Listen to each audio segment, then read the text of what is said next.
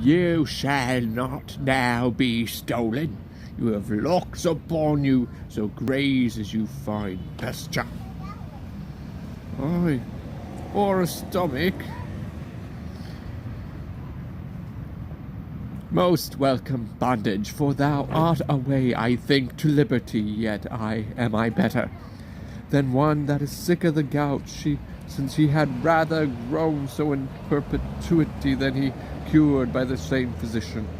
Death, who is the key to unbar these locks? My conscience, thou art fettered more than my shanks and wrists. You good gods, give me the penitent instrument to pick that bolt. Then free forever. Is it enough I am sorry? So children temporal fathers do appease. Gods are more full of mercy. Must I repent? I cannot do it better than in gyves. Desired more than constrained. To satisfy if of my freedom 'tis the main part, take no stricter render of me than of my all. I know you are more clement than vile men, who of their broken debtors take a third, a sixth, a tenth, letting them thrive again on their abatement. That's not my desire. For Imogen's dear life take mine, and though 'tis not so dear, yet 'tis a life. You coined it. 'Tween man and man they weigh not every stamp. Though light, take pieces for the figure's sake. You rather mine, being yours, and so great powers, if you will take this audit, take this life, and cancel these all cold bonds. O Imogen, I'll speak to thee in silence.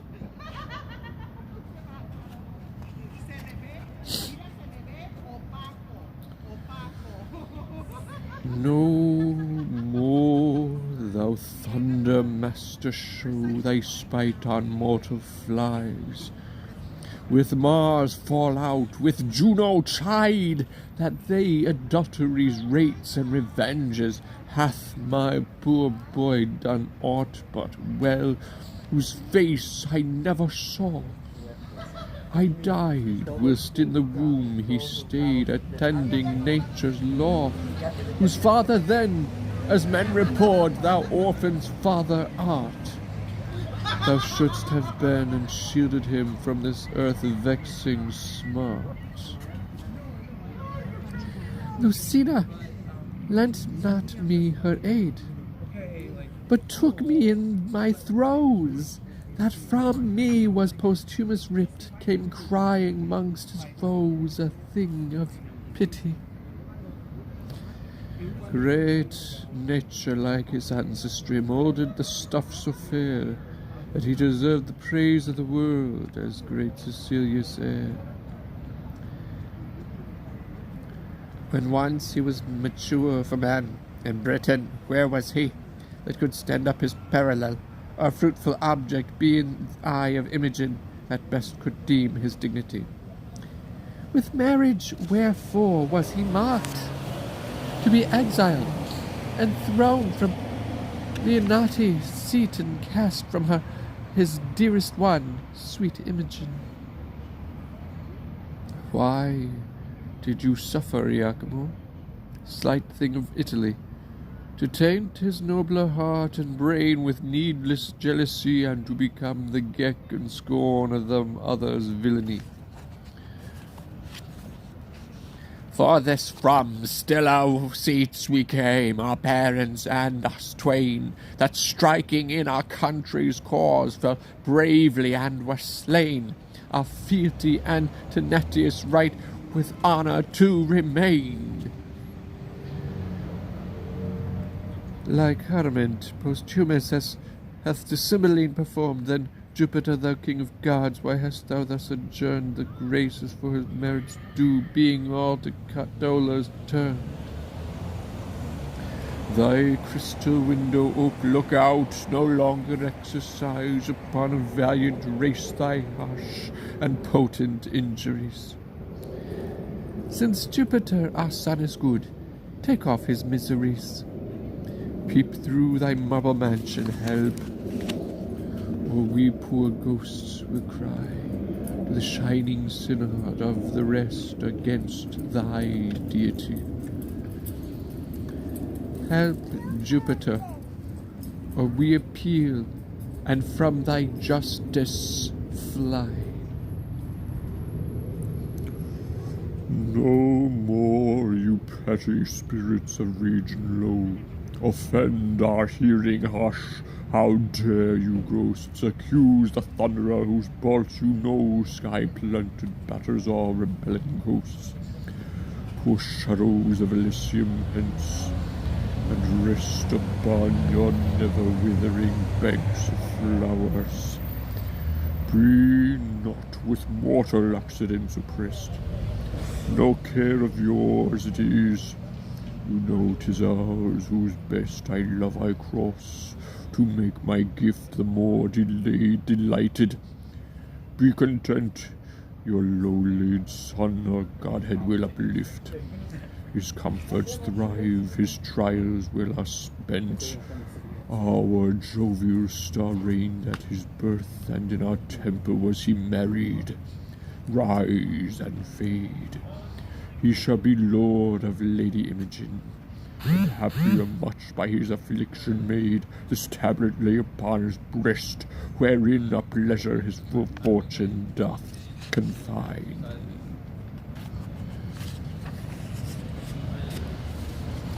And so away, no farther, with your din, express impatience, lest you stir up mine. Mount Eagle, to my palace crystalline.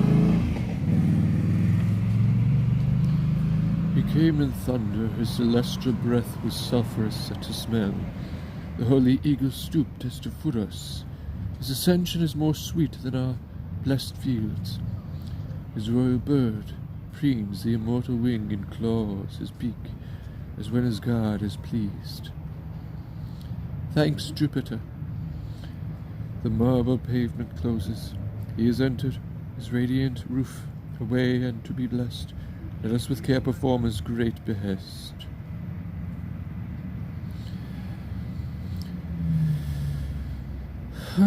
Sleep.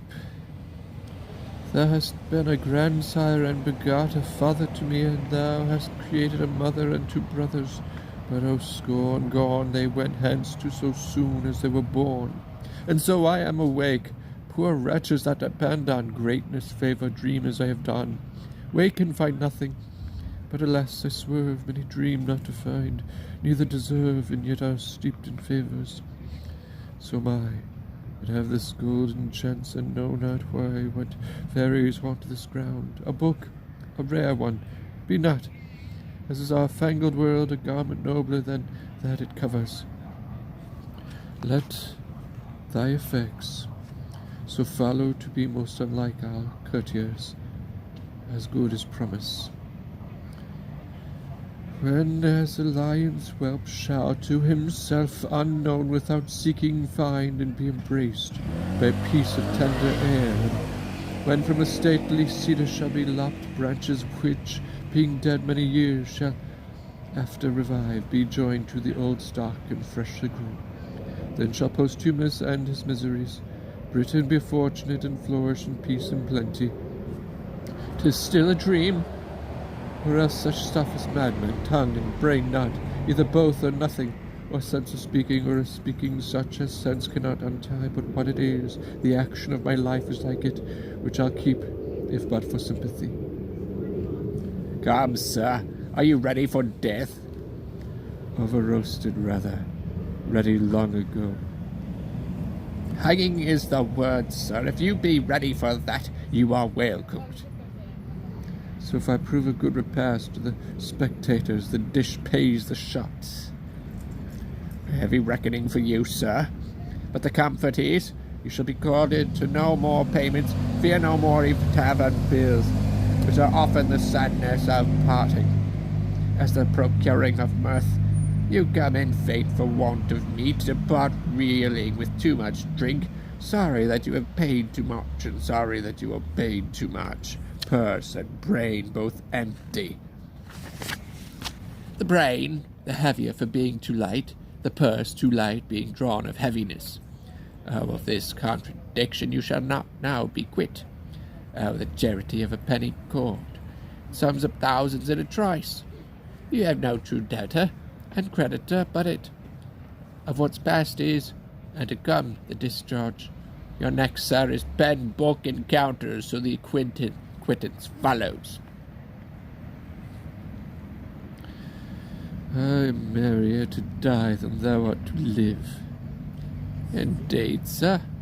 He that sleeps far fears not the toothache, but a man that would to sleep your sleep and a hangman to help him to bed. I think he would change places with his officer.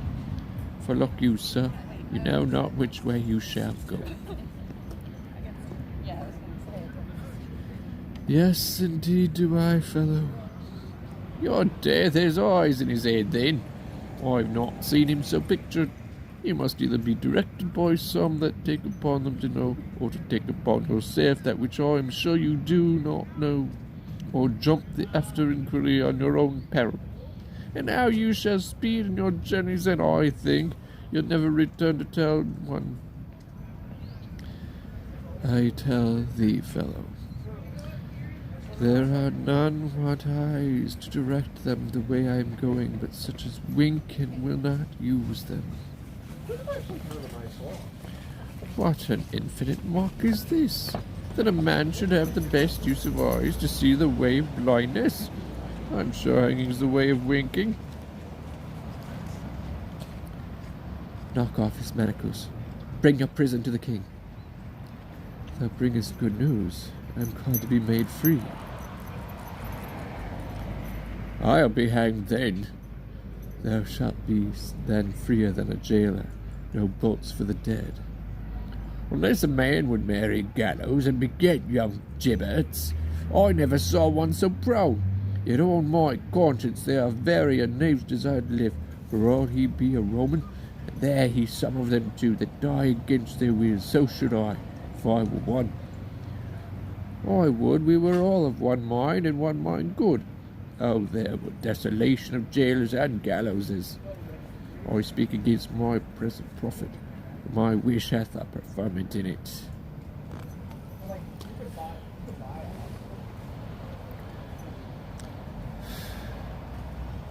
Stand by my side, you whom the gods have made preservers of my throne. Woe is my heart that the poor soldier that so richly fought, whose rags shamed gilded arms, whose naked breast stepped before targes of proof, cannot be found. He shall be happy that can find him, if our grace can make him so. Oh, I never saw such noble furies, so poor a thing. Such precious deeds, and one that promised naught but beggary and poor looks. No tidings of him. He hath been searched among the dead and living, but no trace of him. To my grief, I am the heir of his reward, which I will add to you the liver, heart, and brain of Britain, for by whom I grant she lives, 'tis now the time to ask of whence you are. Report it. Sir, in Cambria are we born, and gentlemen. Further to boast, we're neither true nor modest, unless I add we are honest. Bow your knees. Rise, my knights of the battle. I create you companions to our person, and will fit you with dignities becoming your estates. There's business in these faces. Why so sadly greet you our victory? You look like Romans, and not of the court of Britain. Hail, great king. To sour your happiness, I must report the queen is dead. Oh, worse than a physician would this report become, but I consider by medicine life may be prolonged. Yet death will seize the doctor too. How ended she? With horror, madly dying like her life, which being cruel to the world, concluded most cruel to herself, which she confessed I will report to please you. These her women can trip me if I err, who with wet cheeks were present when she finished. Prithee say. First, she confessed she never loved you, only affected greatness got by you, not you. Married your royalty, was wife to your place, abhorred your person. She alone knew this, and but she spoke it dying, I would not believe her lips in opening it. Proceed. Your daughters, whom she bore in hand to love with such integrity, she did confess was as a scorpion to her sight, whose life, but that her flight prevented it, she had ta'en off by poison. O most delicate friend, O most delicate fiend, who is it can read a woman? Is there more? More, sir, and worse. She did confess she had for you a mortal mineral which being took should by the minute feed on life and lingering by inches waste you, in which time she proposed by watching, weeping, tendance, kissing, to o'ercome you with her show and in time. When she had fitted you with her craft to work her son into the adoption of the crown, but failing of her end by his strange absence, grew shameless, desperate, open, in despite of heaven and men, her purposes repented, the evil she hatched were not affected, so despairing died. Her do all this, her women. We did, so please your highness. Mine eyes were not in fault, for she was beautiful, mine ears that heard her flattery, nor my heart that thought her like her seeming. It had been vicious to have mistrusted her, yet, O my daughter, that it was folly in me thou mayest say, and prove it in thy feeling. Heaven mend all. Thou comest not, Caius, now for tribute that the Britons have raised out, though with the loss of many a bold one whose kinsmen have made suit, that their good souls may be appeased with slaughter of you, their captives, which ourself have granted. So think of your estate.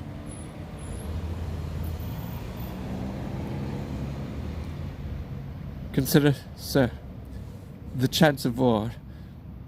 The day was yours by accident. Had it gone with us, we should not, when the blood was cool, have threatened our prisoners with the sword. But since the gods will have it thus, that nothing but our lives may be called ransom, let it come. Sufficeth a Roman, and a Roman's heart can suffer. Augustus lives to think on it, and so much for my peculiar care. The one thing only I will entreat, my boy, a Briton born, let him be ransomed. Never master had a page so kind, so duteous diligent, so tender over his occasions true, so fleet, so nurse-like. Let his virtue join with my request, which I'll make bold your highness cannot deny. He hath done so no Briton harm, though he have served a Roman. Save him, sir, and spare no blood beside.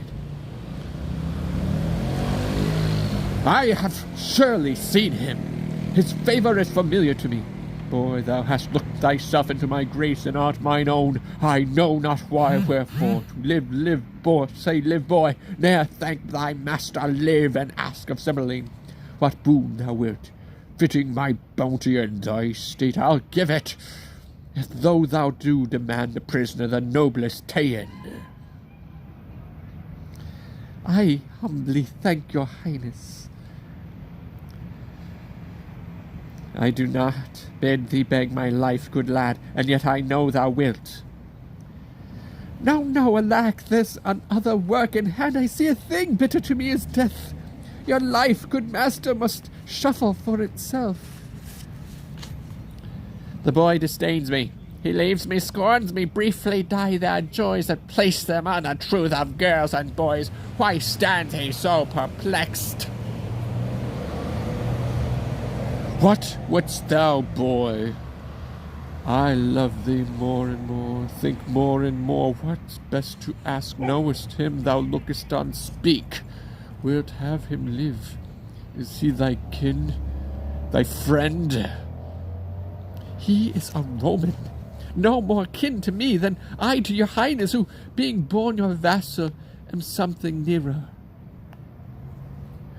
wherefore eyest him so? I'll tell you, sir, in private, if you please to give me hearing. I, with all my heart, and lend my best attention.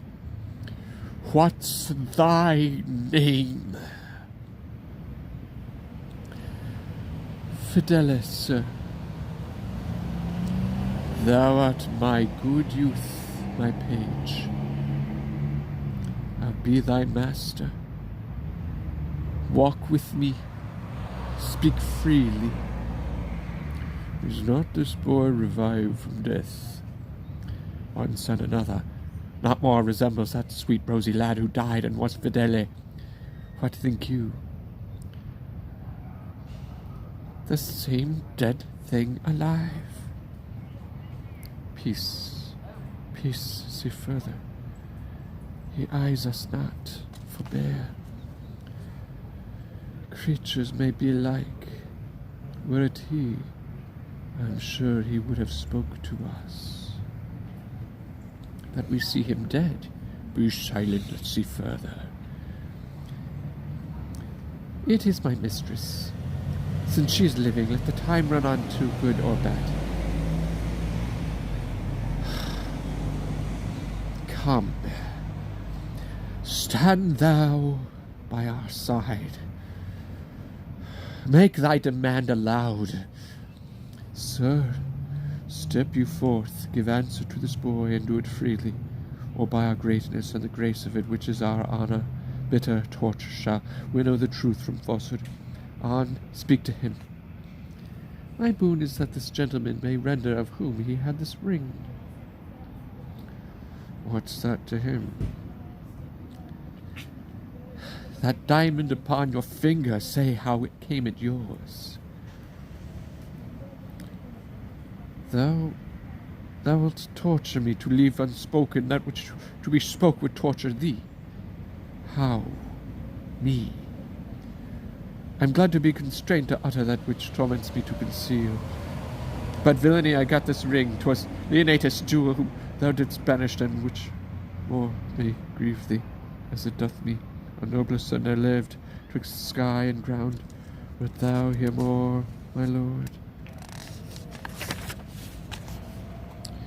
All that belongs to this. That paragon, thy daughter, for whom my heart drops blood and my false spirits quail to remember, give me leave, I faint. My daughter, what of her? Renew thy strength. I'd rather thou shouldst live while nature will than die ere I hear more. Strive, man, and speak. Upon a time, unhappy was the clock that struck the hour. It was in Rome accursed, the mansion where 'twas at a feast. Oh, would our viands had been poisoned, or at least those which I heaved to head. The good Posthumus, what should I say? He was too good to be where ill men were, and was the best of all, amongst the rarest of good ones, sitting sadly, hearing us praise our loves of Italy, for beauty that made barren the swelled boast of him that best could speak. For feature laming the shrine of Venus, or straight-pitched Minerva, postures beyond grief nature, for condition a shop of all the qualities that man loves woman for, besides that hook of wiving fairness which strikes the eye. I stand on fire. Come to the matter. Oh, too soon I shall. Unless thou wouldst grieve quickly, this Posthumus, most like a noble lord in love, and one that at a royal lover took his hint, in not dispraising whom we praise. Therein he was as calm as virtue. He began his mistress' picture, which by his tongue being made, and then a mind put in it, either our brags were cracked of kitchen trulls, or his description proved us unspeaking sots. Nay, nay, to the purpose. Your daughter's chastity.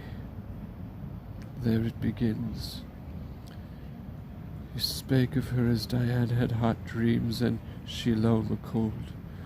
Whereat I, wretch, made scruple of his praise, and waged with him pieces of gold against this which then he wore upon his honoured finger, to attain and suit the place of his bed, and win this ring by hers and mine adultery. He, true knight, no lesser of her honour confident than I did truly find her, stakes this ring, and would so had it been a carbuncle or Phoebus' wheel, and might just so safely had it been all the worth of his car. Away to Britain post I in this design.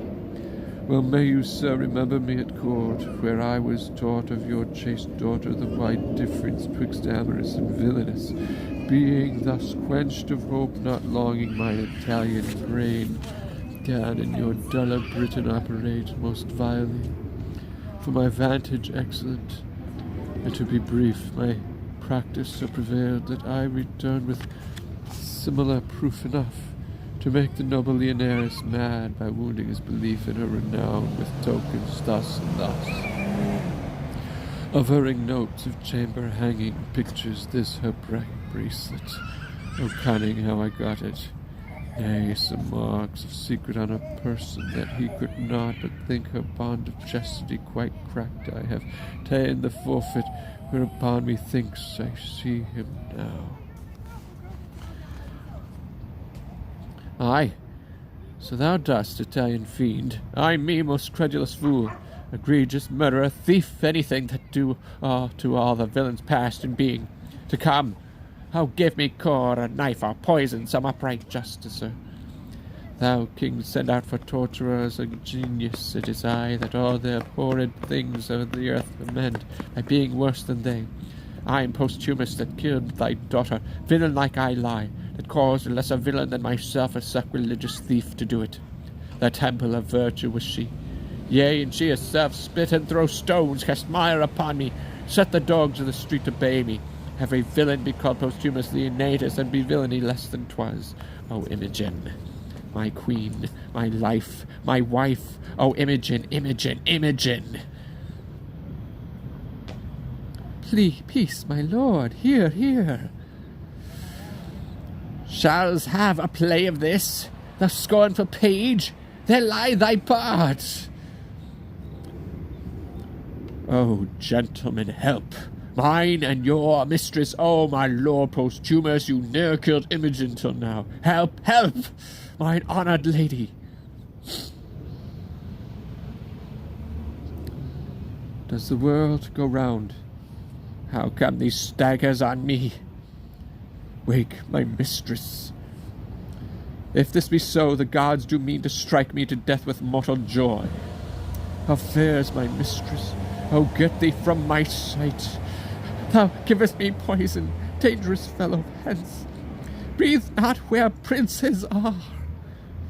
The tune of Imogen. Lady, the gods throw stones of sulphur on me if that box I gave you was not thought by me a precious thing. I had it from the queen. No matter still. It poisoned me. How, gods! I left out one thing, which the queen confessed, which must approve thee honest. If Bassanio have, said she, given his mistress that confection which I gave him for cordial, she is served as I would serve a rat. What's this, Cornelius? The queen, sir, very oft importuned me to temper poisons for her, still pretending the satisfaction of her knowledge only in killing creatures vile as cats and dogs of no esteem. I, dreading that her purpose was of more danger, did compound for her a certain stuff which, being taken, would cease the present power life, but in short time all offices of nature should again do their due functions. Have you ta'en of it? Most like I did. for I was dead. My boys, it was our error. This is Sir Fidele. Why did you throw your wedded lady from you?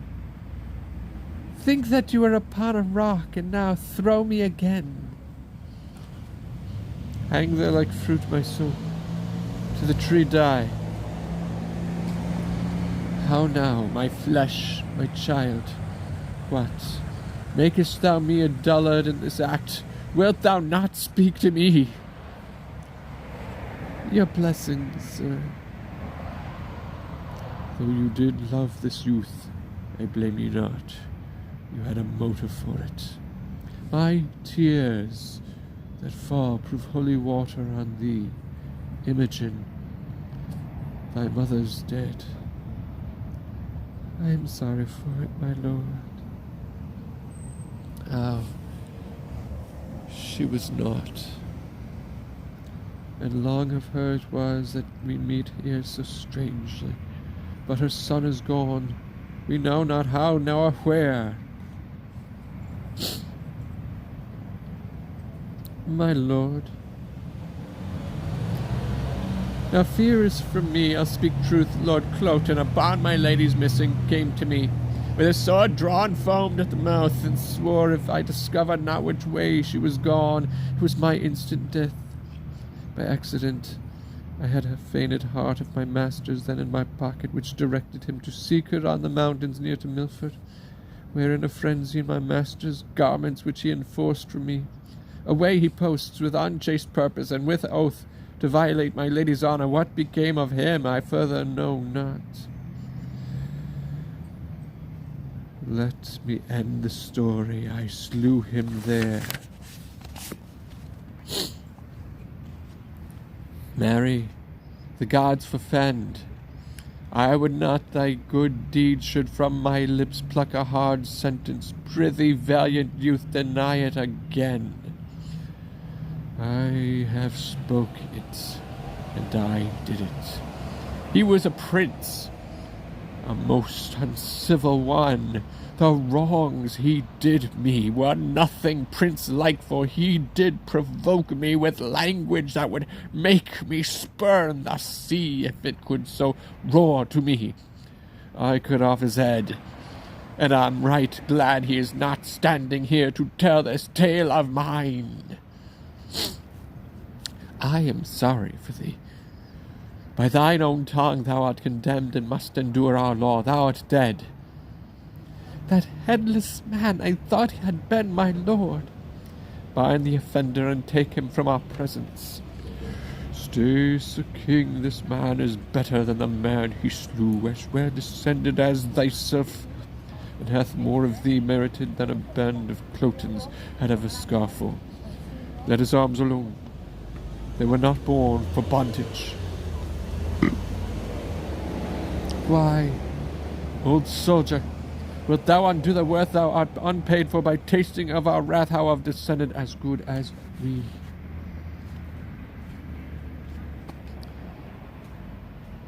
In that he spake too far, and thou shalt die for it. We will die all three, but I will prove that two honors are as good as I have given out in my sons. I must for mine own part unfold a dangerous speech, though haply well for you. Your danger's ours, and our good his. Have at it then, by leave. Thou hadst, great king, a subject who was called Belarius. What of him? He is a banished traitor. Years that hath assumed his age. Indeed, a banished man, I know not how a traitor. Take him hence. The whole world should not save him. Not too hot. First pay me for the nursing of thy sons, and let it be confiscated all so soon as I have received it. Nursing of my sons? I am too blunt and saucy. Here's my knee. Ere I arise, I will prefer my sons, and spare not the old father, mighty sir. These two young gentlemen that call me father, and think they are my sons, are none of mine, and they are the issue of your loins, my liege, and blood of your begetting. How? My issue? So sure are you your fathers, I, old Morgan, and that Belarius, whom you sometime banished. Your pleasure was my mere offence, my punishment itself, and all my treason that I suffered was all that harm I did.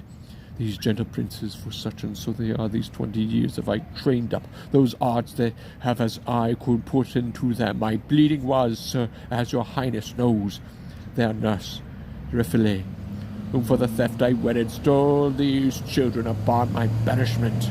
I moved her to it, having received the punishment before for that which I did then, beaten for loyalty, excited me to treason, their dear loss. The more of you 'twas felt, the more it shaped unto my end of stealing them. But gracious sir, here are your sons again, and I must lose two of the sweetest companions in the world. The benediction of these covering heavens fall on their heads like dew, for they are worthy to inlay heaven with stars. Thou weepest and speakest. The service that you here have done is more unlike than this thou tellest. I lost my children, if these be they. I know not how to wish a pair of worthier sons. Be pleased a while. This gentleman whom I call Polydore, most worthy prince as yours, is true Guiderius. This gentleman my Cardwal Avaregis, your younger prince's son, he so was lapped in a most curious mantle wrought by the hand of his queen mother, which for more probation I can with these ease produce. Guiderius had upon his neck a mole, a sanguine star. It was a mark of wonder. This is he who hath upon him still that natural stamp. It was wise nature's end in the donation to be his evidence now. Oh, what am I? A mother to the birth of 3. Ne'er, mother, rejoice deliverance more. Blessed pray you be that after this strange starting from your orbs you may reign in them now. O Imogen, thou hast lost by this a kingdom. No, my lord, I have had 2 worlds by it. O my gentle brothers, have we thus met?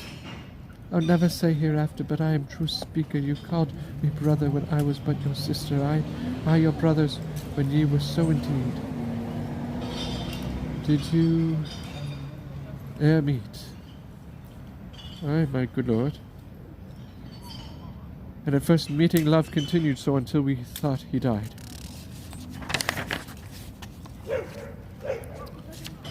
By the queen's dram she swallowed. O rare instinct! When shall I hear all through? This fierce abridgment hath to it circumstantial branches which distinction should be rich in. Where, how lived you? And when came you to serve our Roman captive? How parted with your brothers? How first met them? Why fled you from the court, and whither? These and your 3 motives to the battle with. I know not how much more should be demanded, and all the other by dependences from chance to chance, but now nor the time nor place will serve our long interrogatories. See posthumous anchors upon Imogen, and she like harmless lightning throws her eye on him, her brothers me, her master, hitting each object with a joy. The counter changes severally in all. Let's quit this ground and smoke the temple with our sacrifices. Thou art my brother, so will hold thee ever. You are my father too, and did relieve me to see this gracious season. Ah, overjoyed. Save these in bonds, let them be joyful too, for they shall taste our comfort. My good master, I will yet do you service. Happy be you, the forlorn soldier that so nobly fought. You would have well become this place and graced the thinkings of a king. I am, sir, the soldier that did company these 3 in poor beseeming. Was a fitment for the purpose I then followed, that I was he who speak Iachimo. I do down and might have made you finish. I'm down again. But Now my heavy conscience sinks my knee, and then your force did. Take thy life, beseech you, which I so often owe, but your ring first, and here the bracelet of the truest princess that ever swore her faith. Kneel not to me. The power that I have on you is to spare you, the malice towards you to forgive you. Live and deal with others better. Nobly doomed. We'll learn our freedoms of a son-in-law. Pardon's the word to all. You hope us, sir, as you did mean indeed to be our brother. Joyed are we that you are. Your servant, princess, good my lord of Rome. Call forth your soothsayers. I slept methought great Jupiter upon his eagle back appeared to me, with other sprightly shows of mine own kindred. When I waked, I found sable in my bosom, whose containing is so from sense and hardness that I can make no collection of it. Let him show his skill in the construction.